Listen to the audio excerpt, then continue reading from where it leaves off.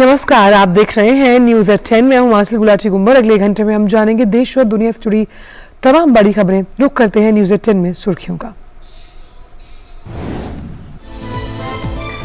प्रधानमंत्री आज भी कर्नाटक में विधानसभा चुनाव के लिए करेंगे प्रचार। प्रधानमंत्री की आज मूडबिद्री, अंकोला और बेलहोंगल में चुनावी रैलियां।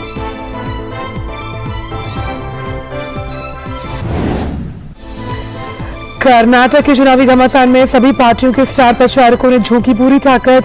भाजपा रैलियों और रोड शो कर पार्टी प्रत्याशियों के लिए जुटा रही है जन समर्थन। वहीं कांग्रेस और जेडीएस समेत सभी दलों के बड़े नेता भी जमकर कर रहे हैं प्रचार।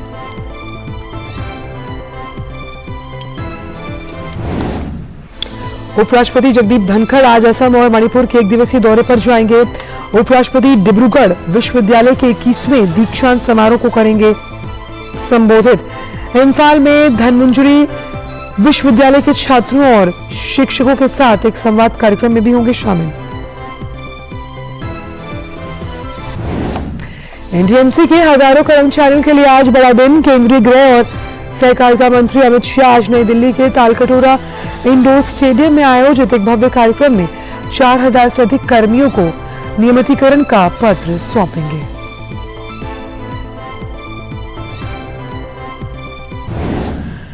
केंद्रीय वित्त मंत्री के दक्षिण कोरिया दौरे का आज दूसरा दिन। वित्त मंत्री एडीबी के निदेशक मंडल की 56वीं वार्षिक आम बैठक में भारतीय प्रतिनिधिमंडल का करेंगी नेतृत्व। वित्त मंत्री ने कल एडीबी अध्यक्ष मसात्सुको असाकावा के साथ की थी द्विपक्षीय वार्ता।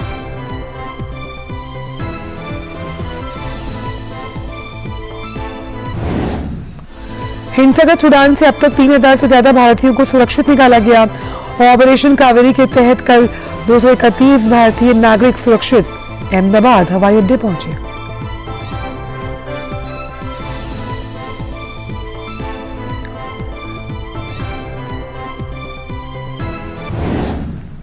खेल की खबरों में वर्ल्ड बॉक्सिंग चैंपियनशिप 2023 में आज भारत के निशांत देव पेश करेंगे चुनौती। वहीं आशीष चौधरी ने प्रतियोगिता के प्री क्वार्टर फाइनल में बनाई जगह।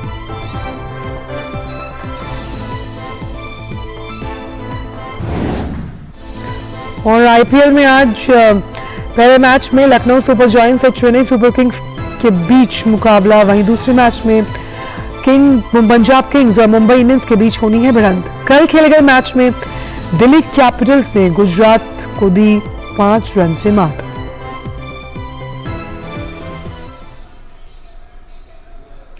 तो कर्नाटक विधानसभा चुनाव के लिए भारतीय जनता पार्टी ने चुनाव प्रचार तेज कर दिया। आज प्रधानमंत्री की 3 जगह जनसभा को संबोधित करने का कार्यक्रम है। प्रधानमंत्री मोदी की कर्नाटक में आज सबसे पहले जो जनसभा है वो 11 बजे मूडबिद्री में होनी है। इसके बाद प्रधानमंत्री करीब 1 बजे अंकोला में जनसभा को संबोधित करने वाले हैं और वहीं 3 बजे पार्टी के लिए बेलहोंगल में चुनावी सभा के जरिए जनता का समर्थन मांगेंगे। इससे पहले मंगलवार को प्रधानमंत्री ने कर्नाटक में पार्टी के पक्ष में चित्रदुर्ग, होसपेट और सिंधानूर के रायचूर में चुनावी जनसभाओं को संबोधित किया। प्रधानमंत्री ने चित्रदुर्ग में जनसभा को संबोधित करते हुए कहा कि आजादी के अमृतकाल में कर्नाटक का ये पहला चुनाव है। ये चुनाव कर्नाटक को नंबर 1 राज्य बनाने का चुनाव है। वहीं विपक्ष भी कर्नाटक में ताबड़तोड़ चुनावी प्रचार में जुटा हुआ है। कर्नाटक के शिवमोगा में कांग्रेस नेता राहुल गांधी ने जनसभा को संबोधित करते हुए भाजपा पर हमला बोला। उन्होंने कहा कि जीएसटी और नोटबंदी ने देश भर की कमर तोड़कर रख दी। इसके अलावा पार्टी के वर्तमान अध्यक्ष मल्लिकार्जुन खड़गे ने भी पार्टी के पक्ष में जनता से समर्थन मांगा। कांग्रेस की महासचिव प्रियंका गांधी ने भी चिंतामणि कर्नाटक में पार्टी के पक्ष में रोड शो किया। कर्नाटक के मांड्या में एक चुनावी रैली को संबोधित करते हुए प्रियंका गांधी ने सत्ताधारी दल भाजपा पर प्रदेश को लूटने का आरोप लगाया। इस बीच जेडीएस के नेताओं ने भी पार्टी के पक्ष में अलग अलग जगहों पर प्रचार किया। वहीं निर्वाचन आयोग ने सभी राष्ट्रीय और राज्य स्तर के राजनीतिक दलों और उनके प्रचारकों से चुनाव प्रचार अभियान के दौरान संयम बरतने और चुनावी माहौल को खराब न करने का परामर्श जारी किया। कर्नाटक विधानसभा चुनाव प्रचार के दौरान हाल के चुनावी भाषणों के मद्देनजर ये परामर्श जारी किया गया है। निर्वाचन आयोग ने मुख्य निर्वाचन अधिकारियों से परामर्श के अनुपालन के लिए तत्काल उचित और विधिक कदम उठाने का निर्देश दिया।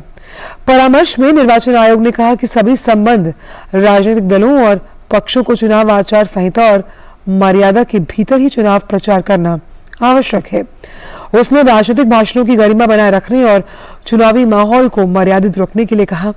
भाजपा ने निर्वाचन आयोग के परामर्श का स्वागत किया है।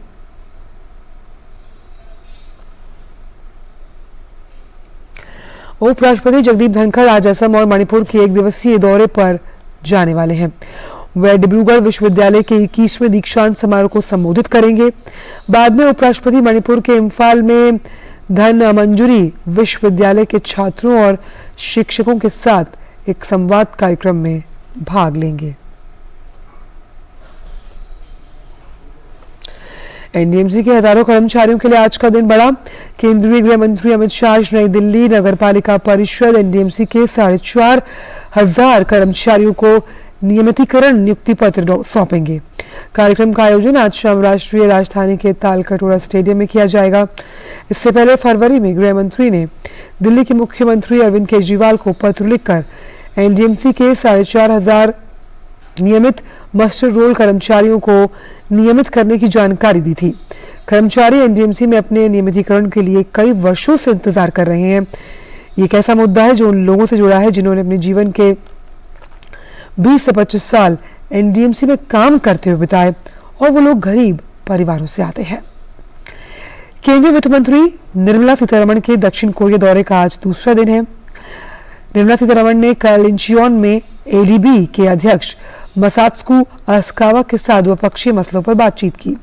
सीतारमण और असाकावा के बीच ये वार्ता एडीबी की 56वीं वार्षिक बैठक से इतर हुई। वित्त मंत्री ने इस मुलाकात के दौरान एडीबी अध्यक्ष से अधिक रियायती जलवायु वित्त के साथ भारत का समर्थन करने का आग्रह किया। वहीं मसात्सुको असाकावा ने कहा कि बैंक रुपए मूल्य में बॉन्ड जारी कर कोष जुटाने के विकल्प पर विचार करेगा। असाकावा ने कहा कि हम विदेशी मुद्रा विनिमय जो है उसमें उतार चढ़ाव के जोखिम से बचने के लिए स्थानीय मुद्रा में वित्त पोषण को बढ़ाने के लिए इच्छुक हैं। इसके अलावा वित्त मंत्री ने सियोल में भारतीय समुदाय के लोगों से बात की। उन्होंने कहा भारत ने महामारी के बाद अर्थव्यवस्था को जिस तरह से संभाला है वो एक मिसाल है। We are noticed because we are the fastest growing economy, a large economy, and not for just this year, even for the coming year. We are also noticed for the way in which we've handled the economy during the pandemic and immediately after that for the revival's sake. Tomorrow, in fact, in the ADB Governors Seminar, that is the topic on which we are expected to contribute. If Southeast Asia, East Asia can contribute towards global growth, what are the kind of things that we need to place emphasis on? And will balancing revival, a stable revival and a sustainable growth, will that be a challenge? वित्त मंत्री ने ADB की 56वीं वार्षिक बैठक में भाग लेने के लिए वो दक्षिण कोरिया के 4 दिवसीय दौरे पर हैं। यह आधिकारिक दौरा है और वित्त मंत्री एडीबी के संचालन बोर्ड की 56वीं सालाना आम बैठक में भाग लेने के अलावा निवेशकों को भी संबोधित करेंगी। साथ ही द्विपक्षीय बैठकों का दौर होगा।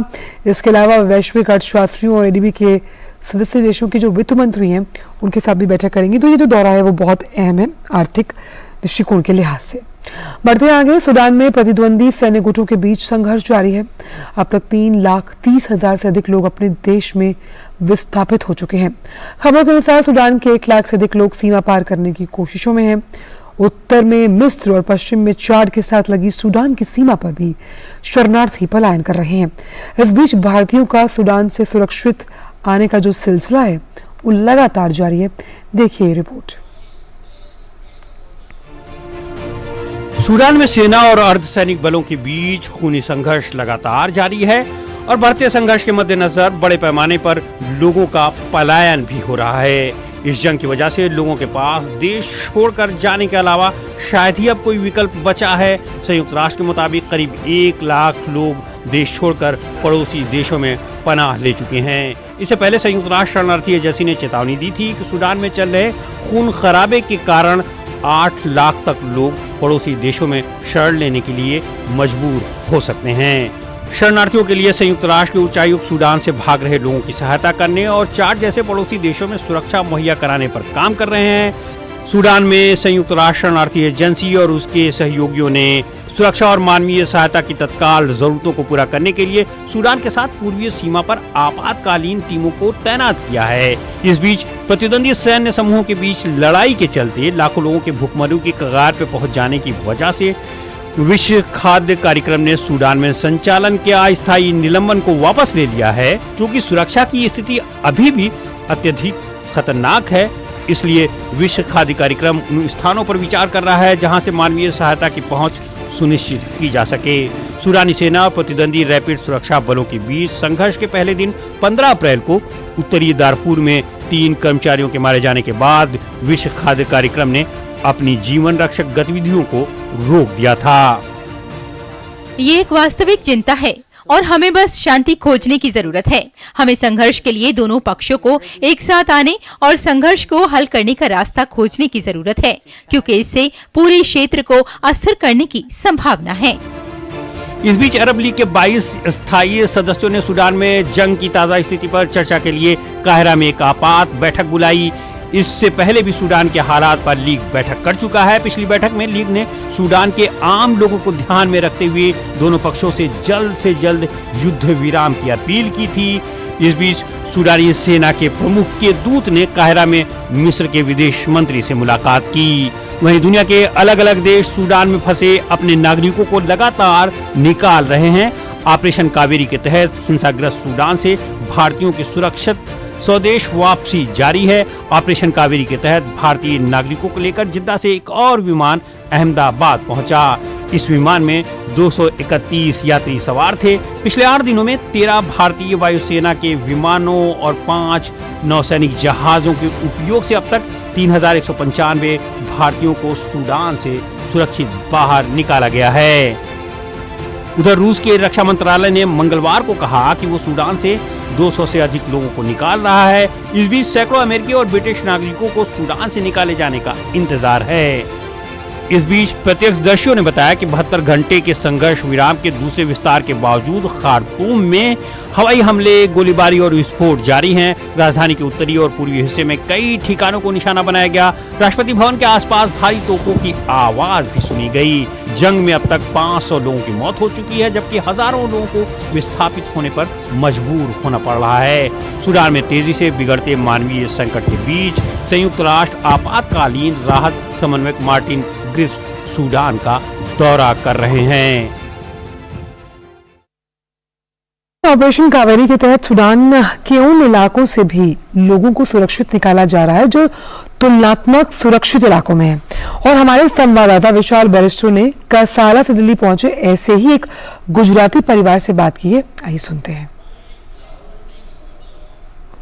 ऑपरेशन कावेरी के तहत लोगों का सूडान से सुरक्षित भारत पहुंचने की जो प्रक्रिया है वो जारी है। अभी अभी एक फ्लाइट आई है सूडान से। मेरे साथ एक परिवार है जो गुजरात से आया है। इनकी बुजुर्ग माँ है, पत्नी है, छोटी बच्ची है और उनके पापा है। मैं कसाला से हूँ। सूडान में वो जो कसाला स्टेट है वहाँ से कसाला में हूँ। अभी हम लोग सब लोग सुरक्षित पहुंच गए। आप लोग जो न्यूज दे रहे हैं, देख रहे हैं, वो कसाला में कुछ नहीं है। कसाला में खाने पीने की चीज, ऑल ओवर लाइटिंग, पानी सब कुछ मिलता है पानी। लेकिन आप लोग जो न्यूज दे रहे हैं वो खर्टूम में है। खर्टूम में श्योर है, खर्टूम, ओमदुर्मान, नॉर्थ खर्टूम में, लेकिन कसाला में। अभी हम कसाला से इसलिए सब लोग घबरा गए कि आ जाओ आ जाओ आ जाओ, लेकिन कसाला में कुछ नहीं। अच्छा, ये बताइए कि आपको भारत सरकार के लिए क्या कहना है? भारत सरकार के लिए मुझे ये सब, ये ऑपरेशन कावेरी है वो this is a best and Narendra Modi this is a best. Narendra Modi जिंदाबाद, वंदे मातरम, जय हिंद। एंड जो अपने आर्मी सरकार, आर्मी लोगों ने जो हम पोर्ट सूडान से जिद्दा और जिद्दा से यहाँ मिला है, वो thank you very much. Narendra Modi का मैं खूब आभार व्यक्त करता हूँ। इनकी आंखों में आंसू आ गए हैं। बुजुर्ग माँ से बात करेंगे। मोदी जी के लिए क्या कहेंगे आप? नरेंद्र मोदी जेवा माणसो बहु ओछा दुनियामां छे। नरेंद्र मोदी तो मारा भाई करता पण विशेष छे। એટલા સારા માણસ છે કે જેનો ક્યાંય એનો શું ભાષામાં એનો ઉપકાર માનવો એ નથી ખબર પડતી કે દૂર બેઠા પણ આપણું કેટલું કરે છે. બહુ આકરું છે એ બધું. इनका ये कहना है मैं नरेंद्र मोदी का धन्यवाद किन लफ्जों में करूं, उन्होंने हमारे लिए इतना कुछ किया है, दिल से धन्यवाद. आप क्या कहेंगी? नरेंद्र मोदी जिंदाबाद. Thank you. वंदे मातरम. बेटा आप क्या बोलोगे, कैसा लग रहा है आपको इंडिया के वापस? अच्छा लग रहा. Thank you Narendra Modi. Thank you Narendra Modi. ये छोटी सी बच्ची का कहना है. इनका कहना है कि नरेंद्र मोदी ने मेरे भाई जैसा का फर्ज अदा किया है और ये पूरा परिवार सुरक्षित है. એક માણસ પણ નરેન્દ્ર મોદી જેવું ન થાય. लाखों में एक है नरेंद्र मोदी, उनके जैसा सरल इंसान कोई नहीं है. कैमरामैन सौरभ और प्रबोध के साथ मैं विशाल बेरिस्टू, डीडी न्यूज, दिल्ली. भारत में जापान के राजदूत हिरोशी सुजुकी ने मन की बात के 100वें एपिसोड के लिए प्रधानमंत्री को बधाई दी. अपने एक ट्वीट संदेश में सुजुकी ने कहा, मन की बात के 100वें एपिसोड के लिए प्रधानमंत्री नरेंद्र मोदी को बधाई. जैसा कि जापान के हमारे दिवंगत पीएम शिंजो आबे ने मन की बात रेडियो पर एक सामाजिक क्रांति पुस्तक की प्रस्तावना में लिखा था, यह कार्यक्रम प्रधानमंत्री के संवाद के लिए जुनून को दर्शाता है. पश्चिम बंगाल के पूर्वी मेदिनीपुर में भाजपा कार्यकर्ता की कथित हत्या से हंगामा शुरू हो गया. भाजपा ने आज 12 घंटे बंद का आह्वान किया. भाजपा ने इस हत्या के लिए टीएमसी को जिम्मेदार ठहराया और घटना में शामिल लोगों की गिरफ्तारी की मांग की है. भाजपा ने कहा कि टीएमसी इस महीने होने वाले पंचायत चुनाव को जीतने के उद्देश्य से इलाके में डर का माहौल बना रही है. इसके मद्देनजर उसने विपक्षी पार्टी के कार्यकर्ताओं का उत्पीड़न तेज कर दिया है. और आइए देखते हैं देश भर से जुड़ी कुछ खास खबरें फटाफट अंदाज में. मध्य प्रदेश के इंदौर में बाणगंगा इलाके में एक अनियंत्रित क्रेन के नीचे आने से 4 लोगों की मौत. मौके पर पहुंचे अधिकारियों के मुताबिक क्रेन के ब्रेक फेल होने के कारण यह हादसा हुआ. क्रेन चालक को हिरासत में लिया गया और हादसे की जांच की जा रही है. ज्ञानवापी मस्जिद से जुड़े एक तरह के 7 मामलों को एक साथ किया जाएगा या अलग से सुना जाएगा, इस पर वाराणसी के जिला न्यायाधीश की अदालत में आज सुनवाई. ईडी के निदेशक पद का कार्यकाल 5 साल करने से जुड़े संशोधित कानून के खिलाफ दाखिल याचिकाओं पर आज सुप्रीम कोर्ट में सुनवाई. याचिका में केंद्र सरकार पर अपने राजनीतिक विरोधियों के खिलाफ ईडी का दुरुपयोग करने का आरोप. भारत में समलैंगिक विवाह को कानूनी मान्यता देने के मुद्दे पर आज सुप्रीम कोर्ट में फिर से सुनवाई शुरू होगी. इससे पहले कोर्ट ने केंद्र से जवाब मांगा था कि ऐसी शादी को कानूनी मान्यता दिए बगैर उन्हें क्या अधिकार दिए जा सकते हैं. उत्तराखंड में केदारनाथ धाम में तैनात एसडीआरएफ ने कल एक तीर्थयात्री की जान बचाई. तीर्थयात्री आकाश सिंह को ऑक्सीजन लेवल पर दिक्कत हो रही थी, उनका ऑक्सीजन लेवल गिर गया था. एसडीआरएफ कांस्टेबल 400 मीटर की दूरी से ऑक्सीजन सिलेंडर लाए और हेलीकॉप्टर से अस्पताल के लिए रवाना होने से पहले तीर्थयात्री को उपलब्ध करवाया. सूत्रों के मुताबिक दिल्ली की द्वारका जिला पुलिस के क्रिमिनल गैंग से जुड़े लोगों के ठिकानों पर दिल्ली और हरियाणा में 20 से अधिक स्थानों पर छापेमारी और तलाशी की जा रही है. विभिन्न स्थानों से हथियार, नगदी और अवैध पदार्थ बरामद किए गए और कुछ लोगों को हिरासत में लिया गया. भारतीय विशिष्ट पहचान प्राधिकरण ने उपयोगकर्ताओं के लाभों को ध्यान में रखते हुए निवासियों को आधार से जुड़े उनके मोबाइल नंबर और ईमेल आदि को सत्यापित करने की अनुमति दी है. इस सुविधा का लाभ आधिकारिक जो उनकी वेबसाइट है myAadhar.uidi.gov.in या फिर आधार ऐप के माध्यम से verified email mobile number feature के तहत इसका फायदा उठाया जा सकता है. इसे निवासियों के लिए सत्यापित करने के लिए डेवलप किया गया. उनका ईमेल या मोबाइल नंबर संबंधित आधार के साथ अगर जुड़ा है तो यदि कोई निवासी अपने ईमेल मोबाइल नंबर को आधार के साथ लिंक करना चाहता है तो अपना ईमेल या मोबाइल नंबर अपडेट करना चाहता है तो वो आधार केंद्र भी जा सकता है. ऐसी स्थिति में जब मोबाइल नंबर पहले से सत्यापित हो तो निवासियों को एक मैसेज दिखाई देगा जैसे आपके द्वारा प्रविष्ट मोबाइल नंबर पहले से ही हमारे रिकॉर्ड के साथ सत्यापित है, जो उनके स्क्रीन पर प्रदर्शित होगा. ऐसी स्थिति में जब किसी निवासी को मोबाइल नंबर याद नहीं है जब उसने पंजीकरण कराया था उस समय, तो वो माय आधार पोर्टल पर जाकर सत्यापन फीचर मोबाइल नंबर के अंतिम 3 अंकों की जांच कर सकता है।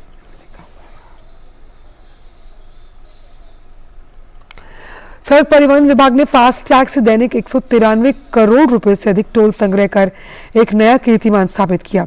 सड़क परिवहन और राजमार्ग मंत्रालय ने कहा कि पिछले महीने की 29 तारीख को एक दिन में 1 करोड़ 16 लाख से अधिक लेन देन दर्ज किए गए। फरवरी 2021 में सरकार द्वारा फास्टैग को अनिवार्य कर दिया जाने के बाद फास्टैग कार्यक्रम के तहत टोल प्लाजा की संख्या 770 से बढ़कर 1228 हुई, जिसमें 3,339 राज्य टोल प्लाजा शामिल हैं। उपयोगकर्ताओं के बीच लगभग 97% की प्रसार दर है और उन्हें 6.9 करोड़ से अधिक फास्टैग जारी किए जाने के साथ इस प्रणाली ने राष्ट्रीय राजमार्ग से संबंधित शुल्क प्लाजा में प्रतीक्षा समय को कम कर उपयोगकर्ताओं के अनुभव को काफी बेहतर बनाया है।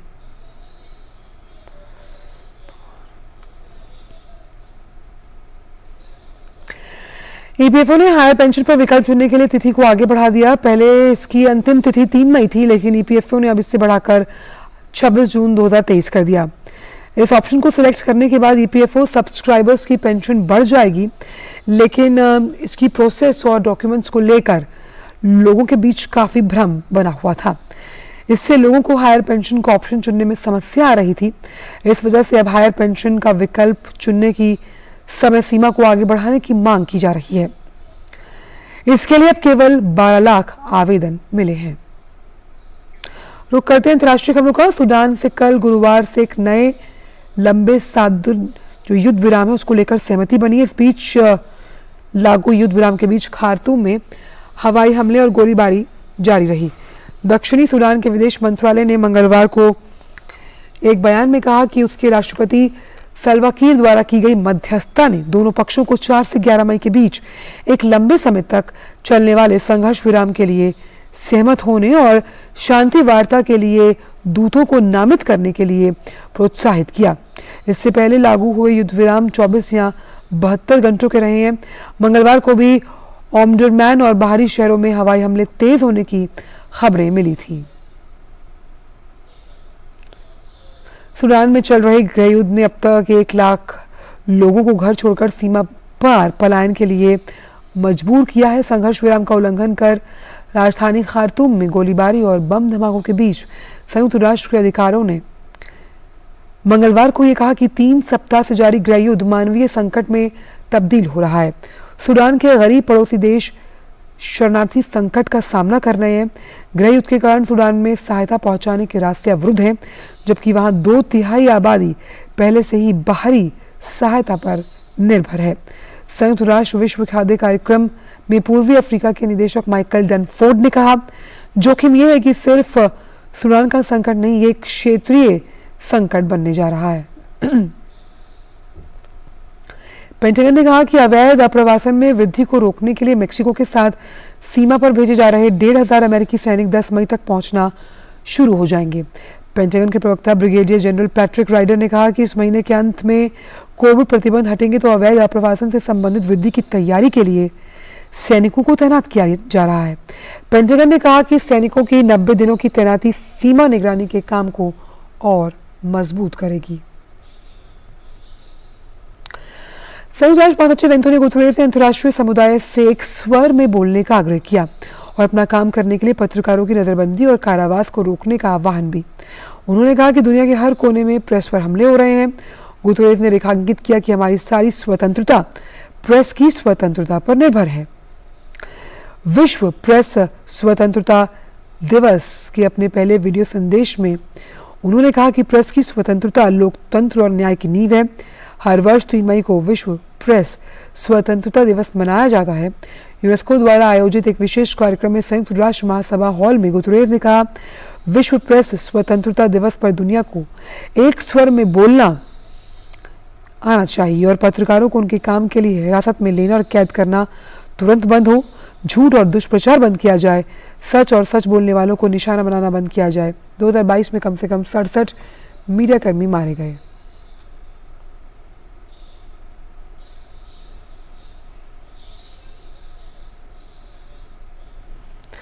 अब मुंबई में ट्रांसजेंडर वरिष्ठ नागरिकों के लिए केयर टेकर का काम करेंगे। Centre for the studies of social change और यस आई कैन फाउंडेशन द्वारा मुंबई में शुरू की गई अपनी तरह की ये अनूठी पहल। जी हाँ, देश में पहली बार ट्रांसजेंडर केयर गिवर के तौर पर काम करते हुए नजर आएंगे। ये तरीका है समावेशी समाज बनाने का। आइए देखते हैं ये खास रिपोर्ट।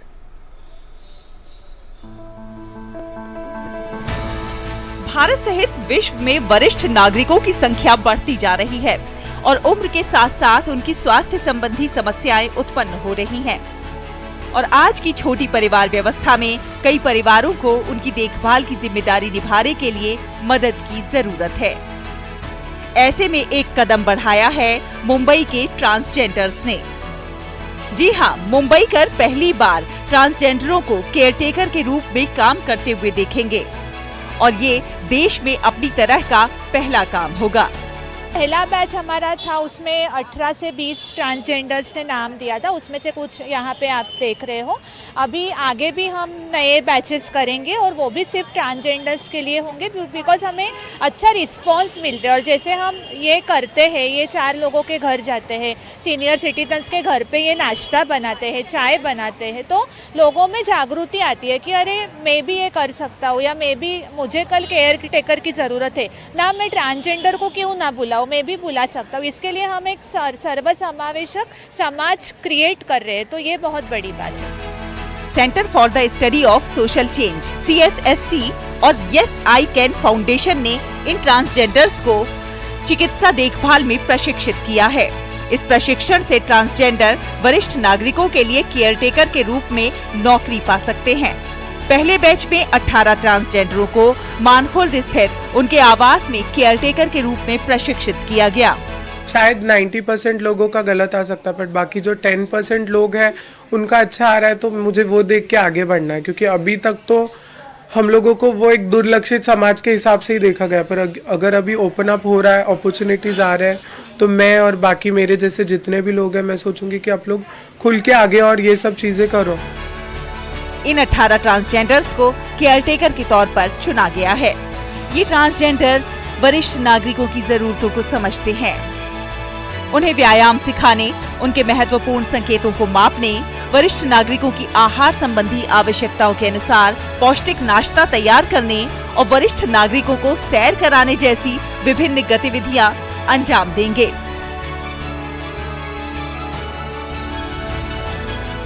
दादियों का हाथ हो, कंधा, गर्दन की बेसिक एक्सरसाइज कराते ये ट्रांसजेंडर बहुत खुश हैं कि उन्हें बुजुर्गों की सेवा करने का मौका मिल रहा है। ये देखिए किस जज्बे के साथ ये लोग आहार का पालन करते हुए वरिष्ठ नागरिक रोगी के लिए उपमा, चाय और स्नॅक्स तैयार कर रहे हैं।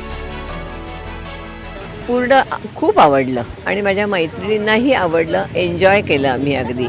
खूप गप्पा मारल्या, त्यांना जाणून घेतलं, त्यांनी अगदी व्यवस्थित बोलल्या त्या सगळ्या जणी। देश में पहली बार ट्रांसजेंडर्स केयर गिवर्स के रूप में काम करते हुए नजर आ रहे हैं। ये एक समावेशी समाज बनाने का तरीका है। ये अनूठी पहल समाज में जागरूकता पैदा करेगी और कई वरिष्ठ नागरिक और उनके परिवार आगे आएंगे और इन ट्रांस को समाज में समान स्थान देकर एक और बेहतर समाज बनाएंगे। मुंबई से तबस्सुम मलिक की रिपोर्ट, DD न्यूज। न्यूज़ 10 में इतना ही, दीजिए इजाजत, नमस्कार।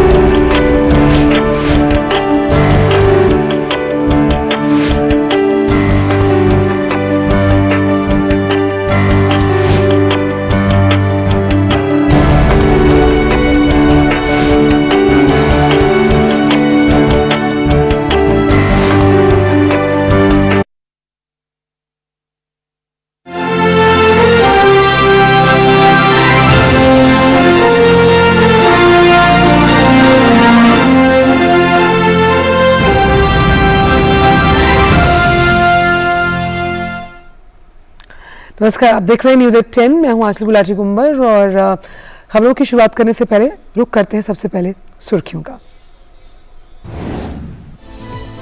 प्रधानमंत्री आज भी कर्नाटक में विधानसभा चुनाव के लिए करेंगे प्रचार। प्रधानमंत्री की आज मूडबिद्री, अंकोला और बेलहोंगल में चुनावी रैलियां।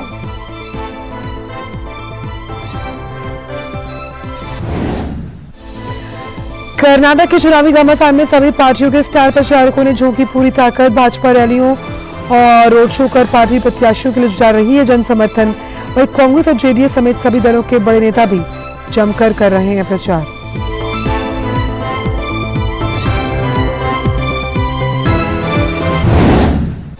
उपराष्ट्रपति जगदीप धनखड़ आज असम और मणिपुर के 1 दिवसीय दौरे पर जाएंगे। उपराष्ट्रपति डिब्रूगढ़ विश्वविद्यालय के 21वें दीक्षांत समारोह को करेंगे संबोधित। इम्फाल में धनमंजूरी विश्वविद्यालय के छात्रों और शिक्षकों के साथ एक संवाद कार्यक्रम में होंगे शामिल।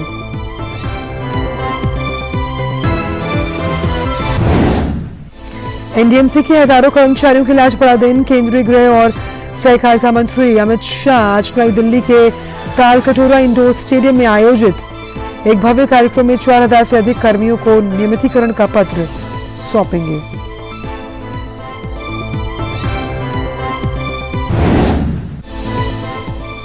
केंद्रीय वित्त मंत्री के दक्षिण कोरिया दौरे का आज दूसरा दिन। वित्त मंत्री एडीबी के निदेशक मंडल की 56वीं वार्षिक आम बैठक में भारतीय प्रतिनिधिमंडल का करेंगी नेतृत्व। वित्त मंत्री ने कल एडीबी अध्यक्ष के साथ भी की थी द्विपक्षीय वार्ता।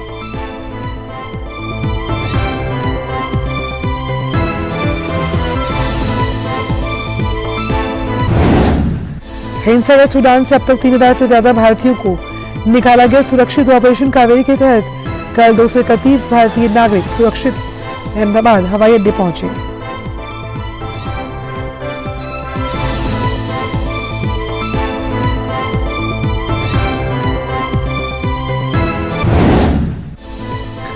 खेल की खबर में वर्ल्ड बॉक्सिंग चैंपियनशिप 2023 में आज भारत के निशान देव पेश करेंगे चुनौती। वहीं आशीष चौधरी ने प्रतियोगिता के प्री क्वार्टर फाइनल में बनाई जगह।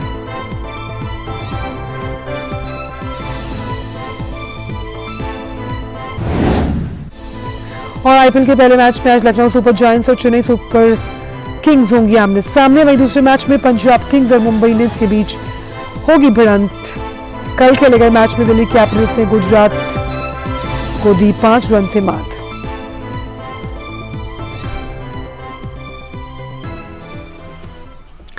और अब जान लेते हैं सभी खबरों को विस्तार के साथ। कर्नाटक विधानसभा चुनाव के लिए भारतीय जनता पार्टी ने चुनावी प्रचार तेज कर दिया। आज प्रधानमंत्री की 3 जगह जनसभा को संबोधित करने का कार्यक्रम है। प्रधानमंत्री मोदी की कर्नाटक में आज सबसे पहली जनसभा सुबह 11 बजे मूडबिद्री में होगी।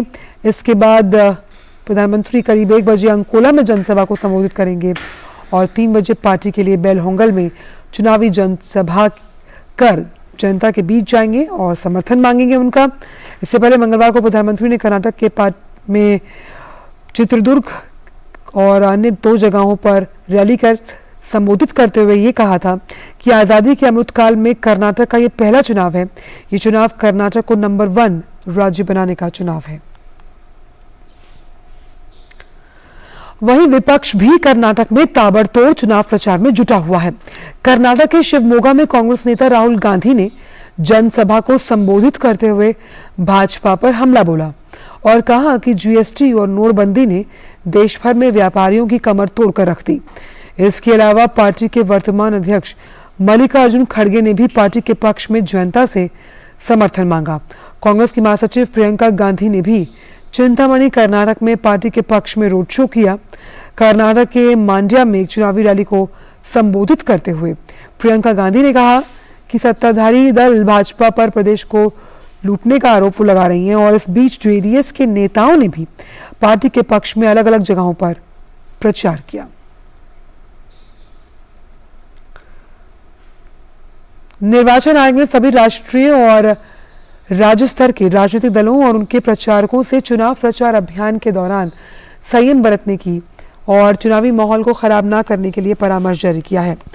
कर्नाटक विधानसभा चुनाव प्रचार के दौरान हाल ही के चुनावी भाषणों के मद्देनजर ये परामर्श जारी किया गया। निर्वाचन आयोग ने मुख्य निर्वाचन अधिकारियों से परामर्श के अनुपालन के लिए तत्काल उचित और विधिक कदम उठाने का निर्देश दिया। परामर्श में निर्वाचन आयोग ने कहा कि सभी संबद्ध राजनीतिक दलों और पक्षों को चुनाव आचार संहिता के साथ मर्यादा के भीतर चुनाव प्रचार करना आवश्यक है। राजनीतिक भाषणों की गरिमा बनाए रखने और चुनावी माहौल को मर्यादित रखने की भी जरूरत है। भाजपा ने निर्वाचन आयोग के परामर्श का स्वागत किया है।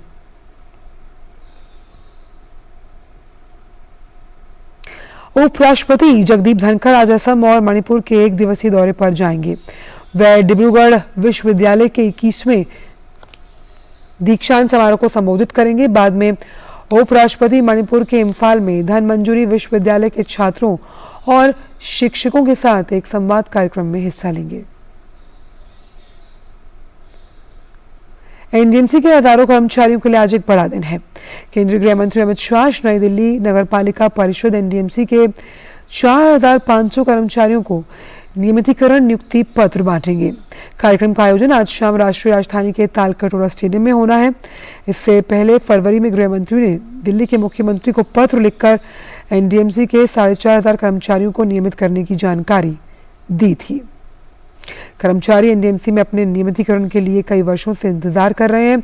ये एक ऐसा मुद्दा है जो उन लोगों से जुड़ा है जिन्होंने जीवन के 20 से 25 साल एनडीएमसी में काम करते हुए बिताए और वो गरीब परिवारों से आते हैं।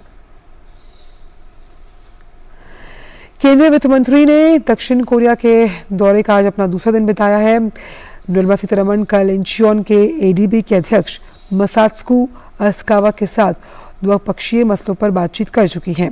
सीतारमण और अस्कावा के बीच ये वार्ता एडीबी के 56वें वार्षिक बैठक से इतर हुई। वित्त मंत्री ने इस मुलाकात के दौरान एडीबी अध्यक्ष से अधिक रियायती जलवायु वित्त के साथ भारत का समर्थन करने का आग्रह किया। वहीं मसात्सुको अस्कावा ने कहा कि बैंक रुपए मूल्य में बॉन्ड जारी कर कोष जुटाने के विकल्प पर भी विचार कर रहा है। अस्कावा ने कहा कि हम विदेशी मुद्रा में जो उतार चढ़ाव होता है उसके जोखिम से बचने के लिए स्थानीय मुद्रा में वित्त पोषण को बढ़ावा देने के लिए उत्सुक हैं। इसके अलावा वित्त मंत्री ने सियोल में भारतीय समुदाय के लोगों से भी मुलाकात की। उन्होंने कहा भारत में ने महामारी के बाद अर्थव्यवस्था को जिस तरह संभाला वो एक मिसाल है।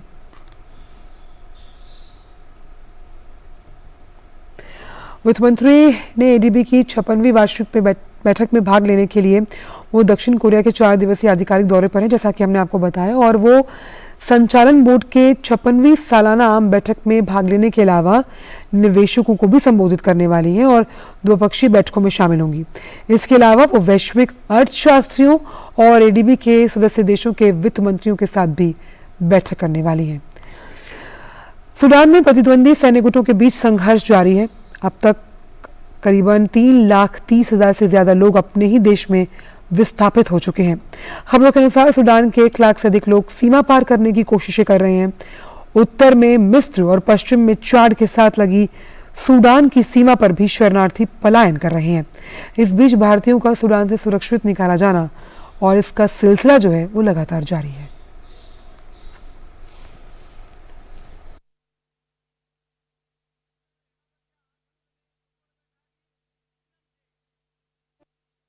ऑपरेशन कावेरी के तहत लोगों का सूडान से सुरक्षित भारत पहुंचने की जो प्रक्रिया है वो जारी है। अभी एक फ्लाइट आई है सूडान से। मेरे साथ एक परिवार है जो गुजरात से आया है। इनकी बुजुर्ग माँ है, पत्नी है, छोटी बच्ची है और उनके पापा है। मैं कसाला से हूँ। सूडान में वो जो कसाला स्टेट है वहाँ से कसाला में हूँ। अभी हम लोग सब लोग सुरक्षित पहुंच गए। आप लोग जो न्यूज़ दे रहे हैं देख रहे हैं, वो कसाला में कुछ नहीं है। कसाला में खाने पीने की चीज़, ऑल ओवर लाइटिंग, पानी सब कुछ मिलता है पानी। लेकिन आप लोग जो न्यूज़ दे रहे हैं वो खर्टूम में है। खर्टूम में श्योर है, खर्टूम, ओमदुर्मान, नॉर्थ खर्टूम में। लेकिन कसाला में अभी हम कसाला से इसलिए सब लोग घबरा गए कि आ जाओ आ जाओ आ जाओ, लेकिन कसाला में कुछ नहीं। अच्छा, ये बताइए कि आपको भारत सरकार के लिए क्या कहना है? भारत सरकार के लिए मुझे ये सब, ये ऑपरेशन कावेरी है वो this is a best and Narendra Modi this is a best. Narendra Modi जिंदाबाद, वंदे मातरम, जय हिंद। एंड जो अपने आर्मी सरकार, आर्मी लोगों ने जो हम पोर्ट सुदान से जिद्दा और जिद्दा से यहाँ मिला है वो thank you very much. Narendra Modi का मैं खूब आभार व्यक्त करता हूँ। इनकी आंखों में आंसू आ गए हैं। बुजुर्ग माँ से बात करेंगे। मोदी जी के लिए क्या कहेंगे आप? નરેન્દ્ર મોદી જેવા માણસો બહુ ઓછા દુનિયામાં થશે. નરેન્દ્ર મોદી તો મારા ભાઈ કરતા પણ વિશેષ છે. એટલા સારા માણસ છે કે જેનો ક્યાંય એનો શું ભાષામાં એનો ઉપકાર માનવો એ નથી ખબર પડતી કે દૂર બેઠા પણ આપણું કેટલું કરે છે. બહુ આકરું છે એ બધું.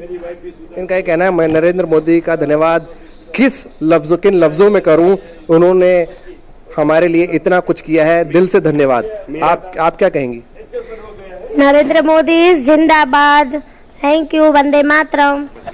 बेटा आप क्या बोलोगे? कैसा लग रहा है आपको इंडिया के वापस? अच्छा लग रहा, thank you Narendra Modi. Thank you Narendra Modi. ये छोटी सी बच्ची का कहना है। इनका कहना है कि नरेंद्र मोदी ने मेरे भाई जैसा का फर्ज अदा किया है और ये पूरा परिवार सुरक्षित है। એક માણસ પણ નરેન્દ્ર મોદી જેવું ન થાય. लाखों में एक है नरेंद्र मोदी, उनके जैसा सरल इंसान कोई नहीं है। कैमरामैन सौरभ और प्रबोध के साथ मैं विशाल Bairstow, DD news, Delhi.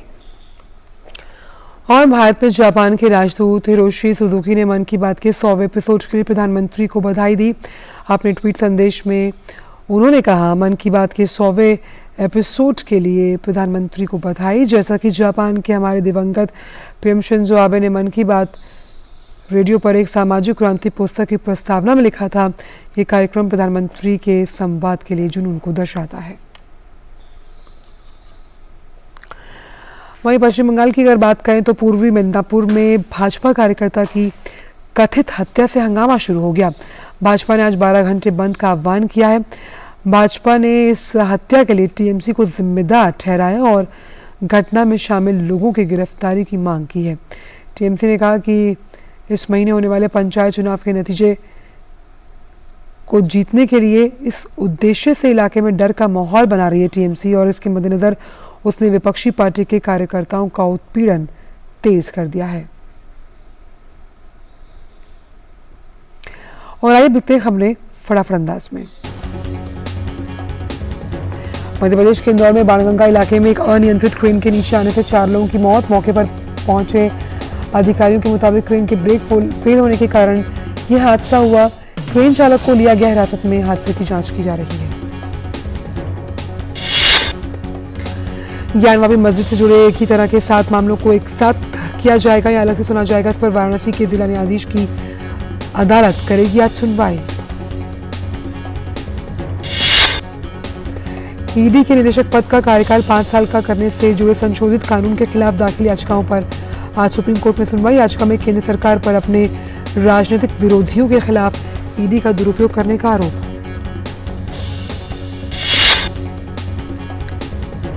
Bharat में समलैंगिक विवाह को कानूनी मान्यता देने के मुद्दे पर आज सुप्रीम कोर्ट में फिर से सुनवाई शुरू होगी। इससे पहले कोर्ट ने केंद्र से जवाब मांगा था कि ऐसी शादी को कानूनी मान्यता दिए बगैर उन्हें क्या अधिकार दिए जा सकते हैं। उत्तराखंड में केदारनाथ धाम में तैनात एसडीआरएफ ने कल एक तीर्थयात्री की जान बचाई। तीर्थयात्री आकाश सिंह का ऑक्सीजन लेवल गिर गया था। एसडीआरएफ ने 400 मीटर से पर जाकर उन्हें ऑक्सीजन सिलेंडर उपलब्ध करवाया और हेलीकॉप्टर से अस्पताल के लिए रवाना होने से पहले तीर्थयात्री को इस सिलेंडर से आराम पहुंचा। सूत्रों के मुताबिक दिल्ली की द्वारका जिला पुलिस का एक क्रिमिनल गैंग से जुड़े लोगों के ठिकानों पर दिल्ली और हरियाणा में 20 से अधिक स्थानों पर छापेमारी और तलाशी अभियान चल रहा है। विभिन्न स्थानों से हथियार, नकदी, अवैध पदार्थ बरामद किए गए। कुछ लोगों को हिरासत में लिया गया। गो फर्स्ट एयरलाइन ने आज से 5 मई तक अपनी सभी उड़ानें रद्द कर दी। गो फर्स्ट की उड़ानें अचानक रद्द होने से यात्रियों की मुश्किलें बढ़ गईं। टिकट बुक कराने वाले यात्रियों ने नाराजगी जताई है। रिपोर्ट के मुताबिक गो फर्स्ट एयरलाइंस लंबे समय से आर्थिक संकट से जूझ रही है। ऐसे में तेल कंपनियों का बकाया जो है उसका भुगतान न कर पाने के कारण ये बड़ा फैसला लिया गया। सड़क परिवहन विभाग ने फास्ट टैग से दैनिक 193 करोड़ रुपए से अधिक टोल संग्रह कर एक नया कीर्तिमान स्थापित किया। सड़क परिवहन और राजमार्ग मंत्रालय ने कहा कि पिछले महीने की 29 तारीख को एक दिन में 1 करोड़ 16 लाख से अधिक लेन देन दर्ज किए गए। फरवरी 2021 में सरकार द्वारा फास्टैग को अनिवार्य कर दिए जाने के बाद फास्टैग कार्यक्रम के तहत टोल प्लाजा की संख्या 770 से बढ़कर 1028 हो गई, जिसमें 339 राज्य टोल प्लाजा शामिल हैं।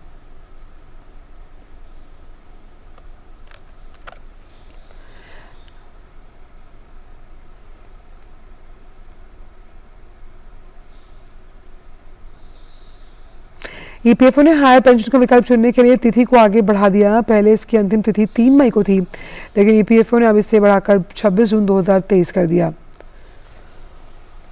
इस ऑप्शन को सिलेक्ट करने के बाद ईपीएफओ सब्सक्राइबर्स को पेंशन बढ़ाने का विकल्प मिलेगा, लेकिन इसके प्रोसेस और डॉक्यूमेंट्स को लेकर लोगों के बीच काफी भ्रम था। इससे लोगों को हायर ऑप्शन चुनने में समस्या भी आ रही थी। सूडान में कल यानी गुरुवार से एक नए और लंबे 7 दिन के युद्ध विराम की सहमति बनी है। इस बीच पहले से लागू युद्ध विराम के बीच खार्तूम में हवाई हमले और गोलीबारी जारी रही। दक्षिणी सूडान के विदेश मंत्रालय ने मंगलवार को एक बयान में कहा कि उसके राष्ट्रपति द्वारा की गई मध्यस्थता से दोनों पक्षों को 4 से 11 मई के बीच एक लंबे समय तक चलने वाले संघर्ष विराम के लिए सहमत होने और शांति वार्ता के लिए दूतों को नामित करने के लिए प्रोत्साहन दिया गया।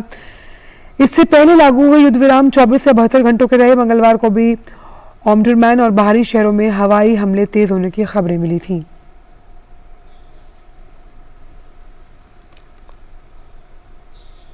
पेंटागन ने कहा कि अवैध अप्रवासन में वृद्धि को रोकने के लिए मेक्सिको के साथ सीमा पर भेजे जा रहे 1,500 अमेरिकी सैनिक 10 मई तक पहुंचना शुरू हो जाएंगे।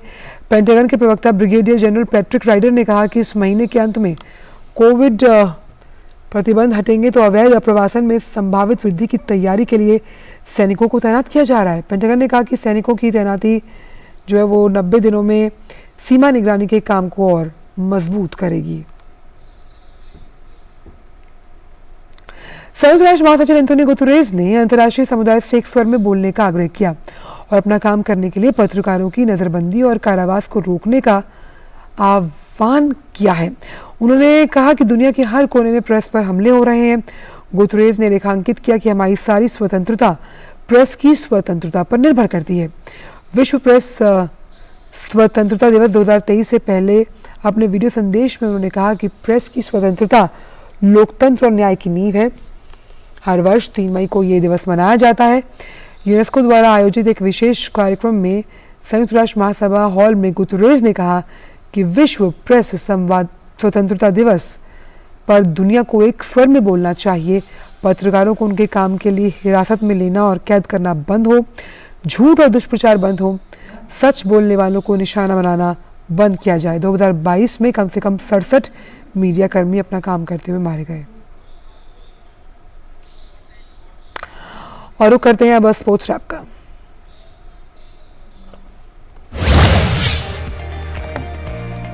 इंडियन प्रीमियर लीग में आज 2 मुकाबले खेले जाएंगे। दिन के पहले मुकाबले में चेन्नई सुपर किंग्स की भिड़ंत लखनऊ सुपर जायंट्स के साथ होगी। लखनऊ की टीम इस सीजन में सीएसके के हाथों मिली हार का हिसाब चुकता करने के इरादे से मैदान पर उतरेगी। मौजूदा सीजन में दोनों टीमों का प्रदर्शन अच्छा रहा है। हालांकि चेन्नई सुपर किंग्स को पिछले 2 मैचों में हार का सामना करना पड़ा था। टीम की कोशिश आज लखनऊ के खिलाफ मैच अपने नाम करते हुए जीत की पटरी पर लौटने की होगी। वहीं लखनऊ सुपर जायंट्स को पिछले मुकाबले में हार मिली थी। ऐसे में लखनऊ की टीम भी आज अपनी छठी जीत की तलाश में मैदान पर उतरेगी। वहीं आज का दूसरा मैच पंजाब किंग्स और मुंबई इंडियंस के बीच खेला जाएगा। यह मैच पंजाब के होम ग्राउंड मोहाली में खेला जाएगा। पंजाब किंग्स की बात करें तो इस टीम ने अब तक 9 में से 5 मुकाबलों में जीत हासिल की है। वहीं उसे 4 में हार का मुंह देखना पड़ा है, जबकि मुंबई इंडियंस को 8 में से 4 में जीत और 4 में हार मिली है। दोनों टीमों को पिछले मैच में जीत हासिल हुई थी। ऐसे में आत्मविश्वास से भरी दोनों टीमों के बीच रोमांचक भिड़ंत होने की उम्मीद है। आईपीएल 2023 के 44वें मैच में दिल्ली कैपिटल्स ने गुजरात टाइटंस को 5 रन से हरा दिया है। अहमदाबाद के नरेंद्र मोदी स्टेडियम में खेले गए इस मैच में टॉस जीतकर पहले बल्लेबाजी करते हुए दिल्ली ने 20 ओवर में 8 विकेट गंवाकर 130 रन बनाए थे। जवाब में गुजरात की टीम 20 ओवर में 6 विकेट गंवाकर 125 रन बना सकी। इस मैच के हीरो अमन और ईशांत शर्मा रहे। अमन ने इस मैच में अर्धशतक लगाया। अमन 44 गेंदों में 3 चौके और 3 छक्के की मदद से 51 रन बनाकर आउट हुए। तो वहीं ईशांत शर्मा ने इस मैच के आखिरी ओवर में 12 रन बचाए। ताशकंद में चल रही वर्ल्ड बॉक्सिंग चैंपियनशिप 2023 में भारतीय मुक्केबाजों का शानदार प्रदर्शन जारी है। प्रतियोगिता के शुरुआती मैच में आज भारत के निशांत देव रिंग में उतरेंगे। इससे पहले खेले गए मुकाबलों में टोक्यो ओलंपिक और 2019 एशियाई चैंपियनशिप में देश का प्रतिनिधित्व कर चुके आशीष चौधरी ने प्री क्वार्टर फाइनल में जगह बना ली है। वहीं पहली बार विश्व चैंपियनशिप में हिस्सा ले रहे हर्ष चौधरी 86 किलोग्राम वर्ग में ऑस्ट्रेलिया के बिली मैकलिस्टर के खिलाफ 0-5 से मुकाबला हारकर प्रतियोगिता से बाहर हो गए। स्पेनिश टेनिस खिलाड़ी कार्लोस अल्कराज ने मैड्रिड ओपन के पुरुष एकल स्पर्धा के क्वार्टर फाइनल में जगह बना ली है। दुनिया के दूसरे नंबर के टेनिस खिलाड़ी 19 वर्षीय अल्कराज ने प्री क्वार्टर फाइनल मैच में जर्मनी के अलेक्जेंडर ज्वेरेव को 6-1, 6-2 के बड़े अंतर से हराया। मैड्रिड ओपन 2023 के पुरुष एकल स्पर्धा में रूस के 25 वर्षीय टेनिस खिलाड़ी आंद्रे रुब्लेव उलटफेर का शिकार हो गए। दुनिया के छठी वरीयता प्राप्त रुब्लेव प्री क्वार्टर फाइनल में करेन खाचनोव के हाथों हारकर प्रतियोगिता से बाहर हो गए। खाचनोव ने राउंड ऑफ 16 के मैच में रुब्लेव को 7-6, 6-4 के अंतर से हराकर क्वार्टर फाइनल में प्रवेश किया। ग्रीस के स्टेफानोस सित्सिपास ने मैड्रिड ओपन 2023 के क्वार्टर फाइनल में जगह बना ली है। प्री क्वार्टर फाइनल मैच में 5वीं वरीयता प्राप्त 24 वर्षीय टेनिस खिलाड़ी सित्सिपास ने बर्नाबे जपाटा को 6-3, 6-1 से हराकर क्वार्टर फाइनल में प्रवेश किया। स्पेनिश ला लीगा में रियल सोसिएदाद ने रियल मैड्रिड को 2-0 से हरा दिया। सोमवार देर रात खेले गए इस मुकाबले में पहला हाफ गोल रहित रहा। इसके बाद दूसरे हाफ के शुरू में ही रियल सोसिएदाद को पहली सफलता मिली। फिर मुकाबले के 50वें मिनट में दूसरा गोल करके रियल सोसिएदाद ने मैच अपने नाम कर लिया। स्पेनिश ला लीगा के एक अन्य मुकाबले में बार्सिलोना ने ओसासुना को 1-0 से हरा दिया। दोनों टीमों के बीच कड़े मुकाबले में पहला हाफ गोल रहित रहा। इस मैच में एकमात्र गोल बार्सिलोना की तरफ से जोर्डी अल्बा ने 50वें मिनट में करके मुकाबला अपने नाम कर लिया। Sports desk, DD news. और अब बात आपके स्वास्थ्य से जुड़ी हुई। अक्सर उम्र बढ़ने के साथ बीमारियां होने का खतरा ज्यादा होता है और इसलिए बढ़ती हुई उम्र में स्वास्थ्य संबंधी जांच समय समय पर करवाते रहना चाहिए। लेकिन कुछ बीमारियां होने की संभावना कम उम्र में भी होती है और उनकी पहचान होती है लक्षणों से। कम उम्र में पुरुषों के साथ एक बीमारी जो होती है उसे हम प्रोस्टाइटिस कहते हैं। आइए देखते हैं इस बीमारी के बारे में क्या जानकारी देती है हमारी यह खास विशेष रिपोर्ट। प्रोस्टेटाइटिस यानी गुदूद ग्रंथि में सूजन और जलन कम उम्र के पुरुषों में होने वाली एक आम समस्या है। एक्यूट प्रोस्टेटाइटिस जिसको बोलते हैं प्रोस्टेट ग्रंथि में इन्फेक्शन होना। इनके इंपॉर्टेंट साइन जो हम लुक करते हैं वो है पेशाब में सफ़ेद सफ़ेद सा मवाद आना जिसको हम पायूरिया कहते हैं। पेशाब काफ़ी दर्द से आता है और जलन से आता है जिसे हम डिस्यूरिया भी कहते हैं।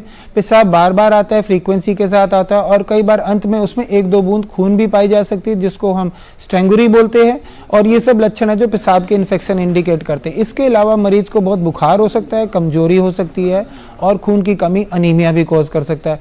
अगर ये इन्फेक्शन क्रॉनिक हो जाती है तो ये एक्यूट प्रोस्टेटाइटिस से क्रॉनिक प्रोस्टेटाइटिस भी बन जाता है। अंडकोश में सूजन भी आ सकती है जिसको हम एपिडिडमोऑर्काइटिस बोलते हैं और वहां तब मरीज अंडकोश की सूजन के साथ और दर्द के साथ आता है। बीमारी की पहचान के लिए गुदूद ग्रंथि से संबंधित जांच की आवश्यकता होती है। प्रोस्टेटाइटिस को सस्पेक्ट करने के लिए हमें डिजिटल रेक्टल एग्जामिनेशन करके प्रोस्टेटिक मसाज या एक्सप्रेस्ड प्रोस्टेटिक सिक्रीशन दिया जाता है और उसमें अगर 20 से ज़्यादा पसल आए तो उसका डायग्नोसिस प्रोस्टेटाइटिस भी इस्टेब्लिश किया जाता है। अगर ये ना किया जाए या मरीज इसे निगलेक्ट करे तो प्रोस्टेटिक एब्सेस बन जाता है जिससे मरीज की हालत बहुत ख़राब हो जाती है, बहुत बुखार आ जाता है और उसकी खाने पीने की क्षमता और कमजोरी आने के कारण ऐसे मरीज को सेप्सिस के कारण भर्ती भी करना पड़ता है। इसका इलाज ज़्यादातर इन्वॉल्व है एंटीबायोटिक देना। ज़्यादातर ये ओपीडी बेसिस पे इलाज किया जा सकता है पर कुछ मरीजों में भर्ती की जरूरत पड़ सकती है, खासकर जिनमें एब्सेस बन गया और एब्सेस को ड्रेन करने की जरूरत है। कुछ मामलों में इलाज लंबे समय तक चलता है। सही इलाज द्वारा प्रोस्टेटाइटिस को ठीक किया जा सकता है। किरण भारद्वाज, डीडी न्यूज। फिलहाल इस बुलेटिन में इतना ही। दीजिए इजाजत। नमस्कार।